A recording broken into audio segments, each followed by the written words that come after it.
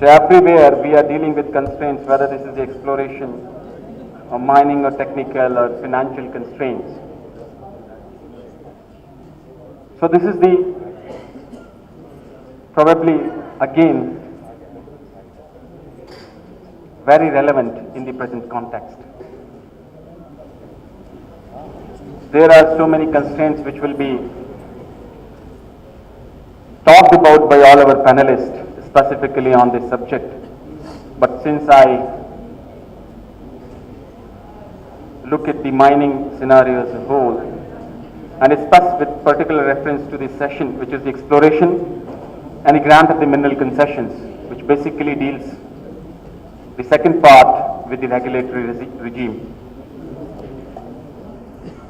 As everybody is aware that right now the entire set of MMDR is about to be changed.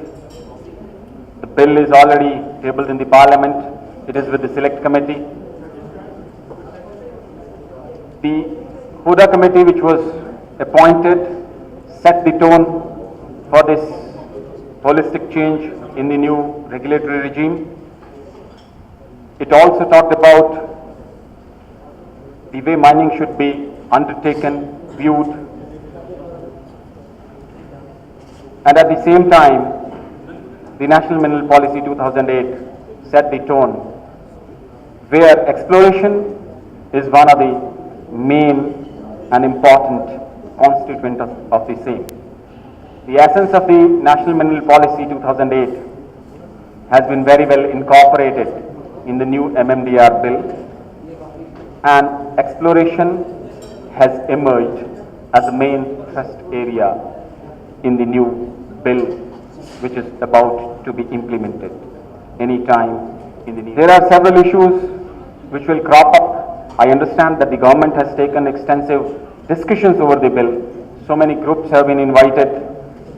They have put forth their views, and still I understand there will be so issues they will be cropping up once that bill is passed and becomes statutory binding as far as the entire industry is concerned.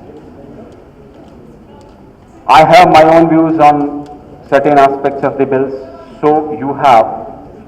But the biggest problem in the implementation or the constraints when we talk about is that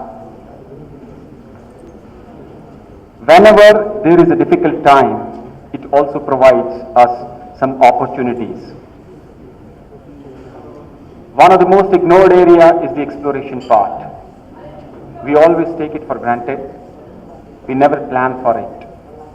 We never put much attention. If I go into the facts and figures, I came to know about one aspect that during the last 50 years, India has spent something around $5 billion on the exploration. Out of these $5 billion, some $3.5 billion have been invested in the exploration of the coal minerals. So there is very little which has been done in the non-coal sector. If we look at our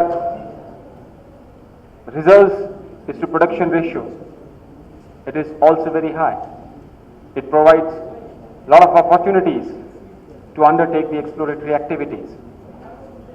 And unless and until we have this in place, the entire exercise of going further has got no meaning. I'll come back to you, I'll sum up some other things, but I think this is prudent on my part to hear it from the experts. They are ready with their presentations, and again, I thank all of you to be here, and thank you for being here. I hand it over to the panelists for future.